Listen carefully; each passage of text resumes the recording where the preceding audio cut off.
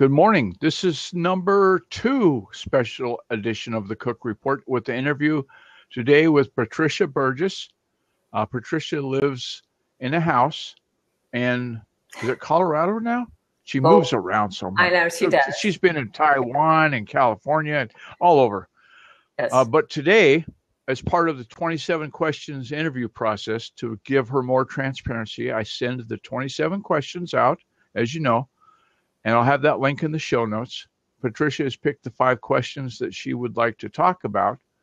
And the first question, ready? That was pretty quick, is what are you working on? A couple days ago, when I was out walking, I remembered how much I liked walking and being out, and I would take photos. As you know, I show them on Facebook of mountains and trails and hikes, snow, flowers. And a couple years ago, with some of my posts, I would write fairly long descriptions of my hikes and the area around me. So I am starting to think about doing more nature writing. So I have gotten ordered some books. I mean, of course, I have like John Muir and Thoreau and Stephen Jay Gould and people like that. But I found some books that were written probably 15, 20 years ago about nature writing in America with fairly good bibliographies, sources, different types of writing. So that's a new project I'm just starting to think about. Cool. Yeah. And in terms of the questions at hand, what did you want to be when you grew up? And don't say the mayor of Walla Walla, because you didn't do that. I did not want to go, even though I majored in political science, I had no desire to be in politics. So when I was about 7th grade, I probably wanted to be a librarian because I have always loved books. But a little bit older, probably a geneticist or biochemist. So that's what I was starting to focus on. And then I got the bug to try to save the world and turned left. Good bug. I think that's a great bug to have. If you're going to save the world, what better thought? And now to increase your transparency, what's the last picture that you took on your phone?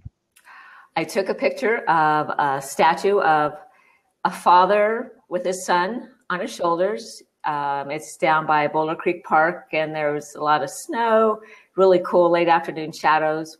And so that's what I took. And we've kind of already spilled the beans on this, but it's what cause are you passionate about? And we know it's saving the earth, right? Well, actually, that's not what I wrote down. So okay. So I can't see the answer, so I'm just guessing. I know, and that's good that you thought that. But probably that one of the ones that's most dear to me is working with foster children, and both in California and in Austin, and now in Boulder. I've been involved with CASA, which is Court-Appointed Special Advocates, which is groups that are all over the country, kind of county-specific, started by a judge in Seattle in the 70s, who were working a lot with foster kids who were abused and neglected and felt they needed some singular voice to speak for them. So these are highly trained volunteers that get assigned kids in the foster system and kind of work with them through the process until they're either reunited with families or maybe adopted, maybe to stay in foster homes. But anyway, it's a group that I feel very strongly about. They do really great work. Great.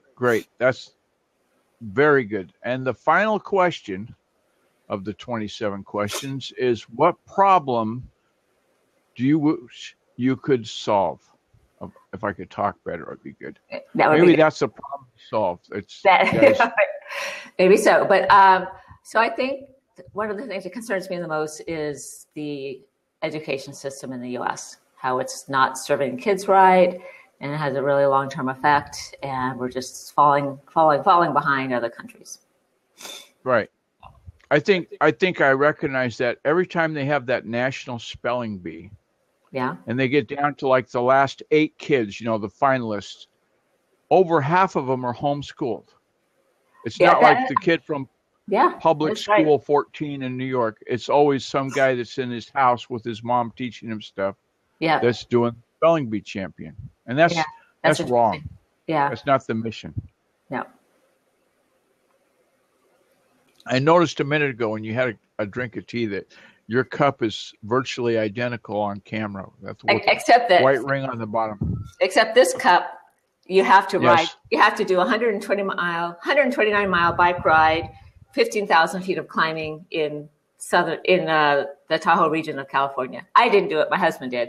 So. And does he know you have his cup? Oh, well, we have 4 or 5 of them because he's done it a number of years. Oh, good. So yes, I use this one all the time. It inspires me. So. Excellent. Well, the interviews are going to end at this point. It'll be on to all of the channels. I'll put in the show notes on iTunes, on YouTube, on Stitcher Radio, on codebean.com, and on my blog, GuyRCookOnlineServices.com. Whack blog, whack today's date, probably some sort of thing like that. So in order to get those recordings, we have to end this session. Thank you so much for your time, because I think everybody's... Go ahead. Oh, I was going to say, I really appreciate your offering to do this for me. It's good. You're very welcome. And I'm looking forward to some books. Okay. I've seen the pictures on Facebook. If you're not following Patricia on Facebook, look her up. She does some awesome pictures. And on that note, as I do with this show, every time that I end the Cook Report, it's a wrap.